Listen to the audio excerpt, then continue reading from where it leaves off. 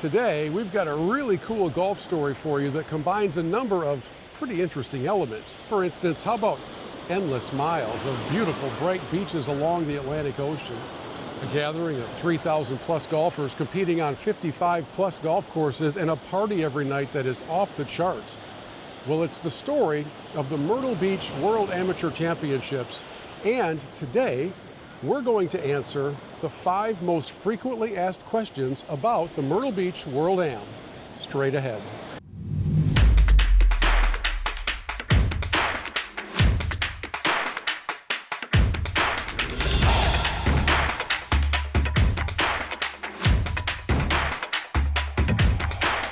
Hi friends, Bill Hobson here. Welcome into a special road trip as we have made our way to Myrtle Beach, South Carolina to bring you the story of the Myrtle Beach World Amateur Championships, an event you really need to come and play in if you've never done so. In fact, you'll meet in the moments ahead some players who have come for years, a couple of them for decades, to take part in this great annual gathering of 3,000 golfers from all over the world competing on 55 plus golf courses, gathering each evening for an incredible 19th hole party in the convention center. And it's an event, well, it's unlike anything else on the planet. But I know this, a lot of our audience members over the years have sent to me various questions about the Myrtle Beach World Am. So I thought what we would do is share with you the story of me playing in the event while at the same time answering the 5 most frequently asked questions about the Myrtle Beach World Am. If we're going to start with the most obvious, how in the world do they do this with 3,000 golfers on 55 plus golf courses? Here to help us answer question number 1 is the tournament director, Ryan Hart. It's unexplainable, to be 100% honest. The amount of time, energy, and effort that goes into it. And it's not me by myself. I've got an incredible staff. I've got 3 other full-time event staff players on my team. I've got an entire marketing team that's one of the best marketing teams in the world that help put everything together. But from putting flights together and course rotations and everything that takes place the whole way, getting every single handicap from every player in the field. Like I think when we got done, we had 2,920 people when we got done with handicap. But yeah, it's tough to do. And then now that we do tee times for people, because it's kind of the preferred model by most of the players in the event, like assigning 12,000 tee times and pressing the button to release them and hoping there's no errors might be the scariest day of the year. It might be Christmas for the players. For me, it's a heart attack waiting to happen. So with all of these moving pieces, do you start planning for next year's event the day after this one ends? It starts early. Every single little thing that's going on in the building here matters. Every little tiny detail actually matters. So yeah, the planning process is a lot, and we do a lot of other different events throughout the year too. And meanwhile, we have this international field that comes in here. Every state's represented, several other countries. I would have to 18. I have to think it is really rewarding for your entire team to see the global reach of this World Am. It is, and more importantly than everybody else on my team, on feeling good about it, I grew up in this town. I'm gonna be 44 on my birthday on Friday for the final round when we crown a champion.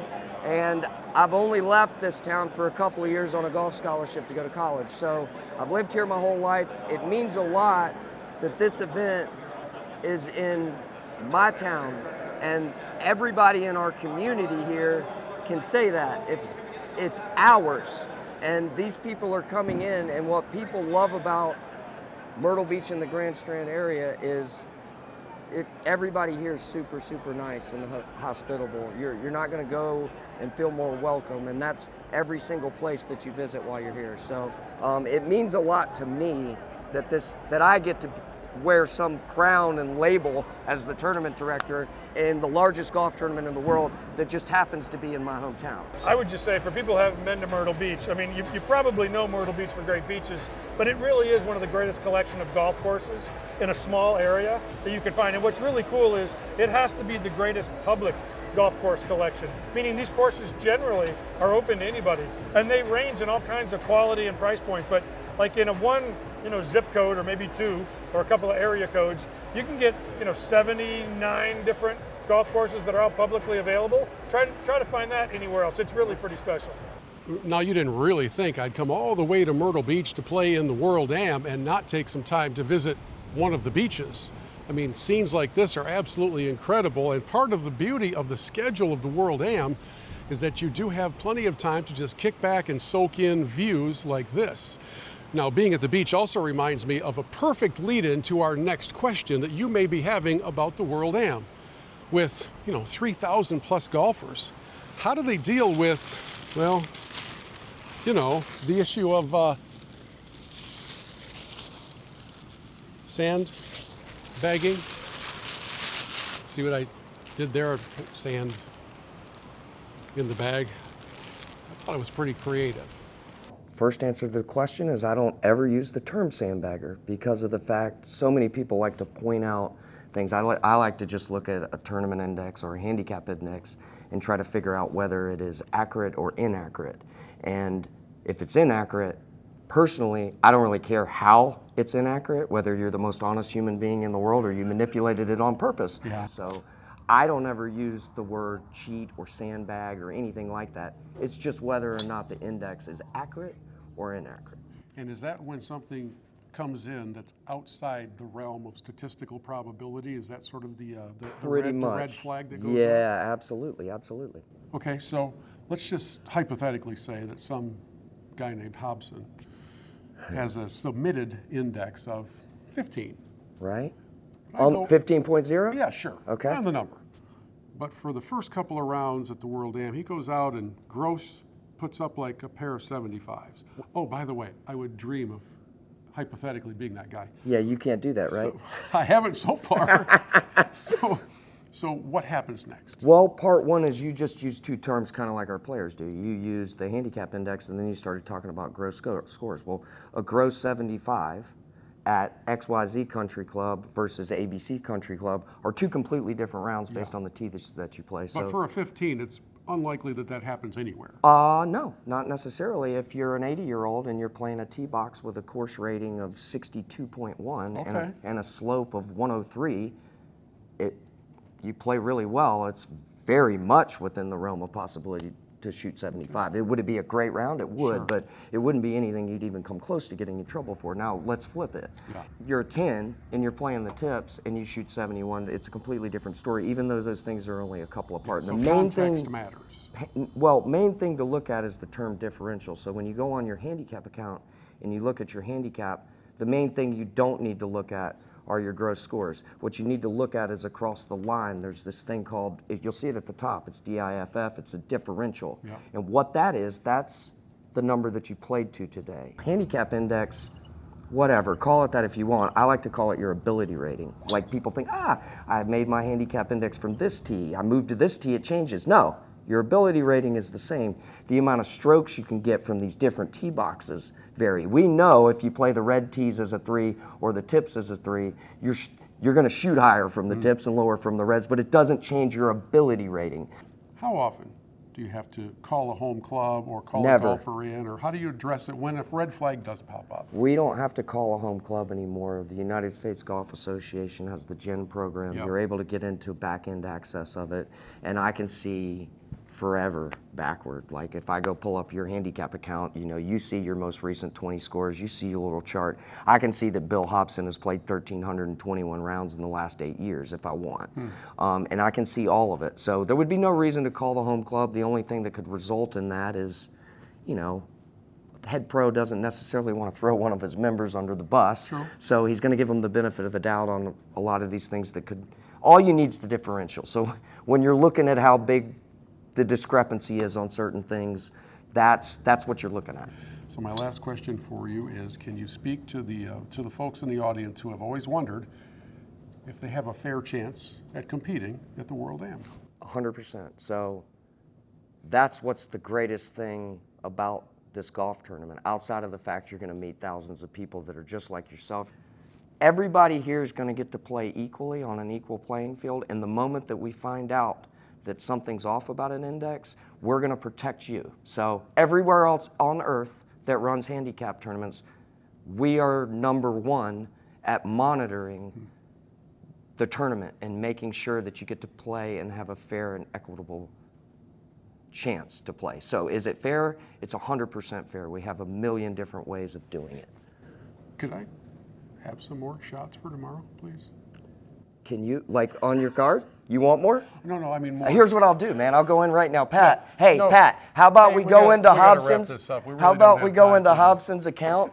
We go ahead and we just DQ him, but we give him 33 shots on his card and it won't matter.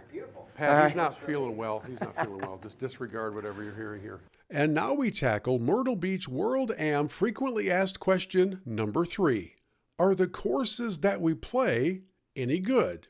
Well, to answer that question, let me turn to my playing partners from the last 4 days and let them give you their impressions. I would say probably, especially the last 10 to 12 years, they've done a very good job of selecting the courses to host the tournament. And, there's some are in better shape than others, just depends on the weather. And but all in all, they do a great job with the courses.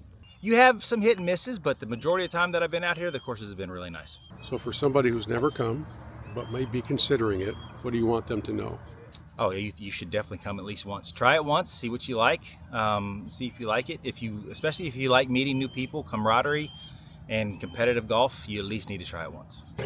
Typically you get one, what I would call an A course, you get 2, what I would call B courses, and then you always have your one that, is kind of, let's just call it your value course. There you go. That was our deal yesterday, most likely. Yes. But here we are today in a beautiful place called Sandpiper, and that's probably in that B category. Right? I would agree with that. Well, it's good to play with you. Please sign the NDA regarding the quality of my play today, if you would, before you get out of here. Absolutely. Okay, time to answer our next question, and that is, what is this 19th hole party all about? I mean, you've got 3,000 golfers in town. Are they really all gathering every night in the convention center? Yeah, here's what it's all about. The 19th hole is a little bit of everything, and it's fun for everybody, every golfer and their family. There's food, there's games, there's live entertainment and music, and more important, there's golf exhibits everywhere. From your favorite makers, from Srixon to Callaway, you name it, they're here. So if you want to improve your game, you can do that. If you want to go out and putt, possibly win a prize, maybe $1,000, you can do that. Or you can just come out and socialize with a group of guys that played in your group during the World Am. And of course, there's over about 60 courses that are participating. Almost 3,000 golfers and their families come here every year to celebrate golf. It's a great place, 19th hole. It's amazing to have people from all over the world come right here in Myrtle Beach, the golf capital of the world, to celebrate, to play some great golf. The weather's absolutely beautiful, and it's always a good time. The 19th hole, best time ever.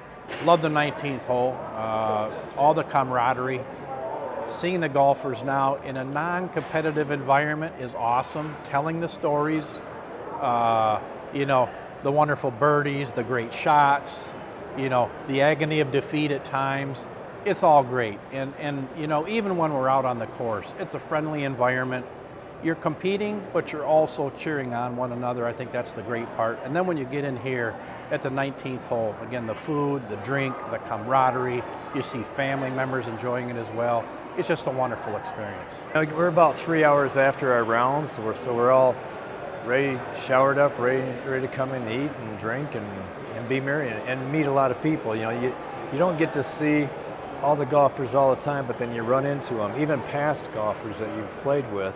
And now we come to our fifth and final question. Given everything that you've seen and heard to this point, is the Myrtle Beach World Am experience truly worth it? Oh, I think it's absolutely worth it. I mean, it's a little bit of money to get in, but you get 4 good rounds of golf. You get drinks, you get food in the 19th hole every night after you play, and it's definitely a vacation that I look forward to every year now.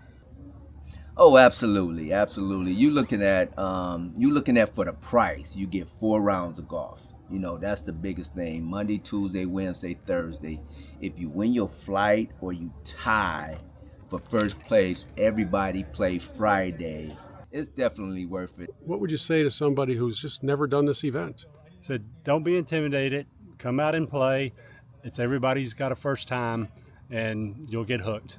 I've had cancer several times. I just finished radiation last week, so this is a big week for me. It's a big win, big stepping stone forward. Just a lot of motivation. I'm just super happy. Yeah. What's it like to be in a field of 3,000 plus golfers? The guys playing with today, I mean, just the group. This is what I like. It's all about the guys. The group. The golf is just an extra, and I just been so happy.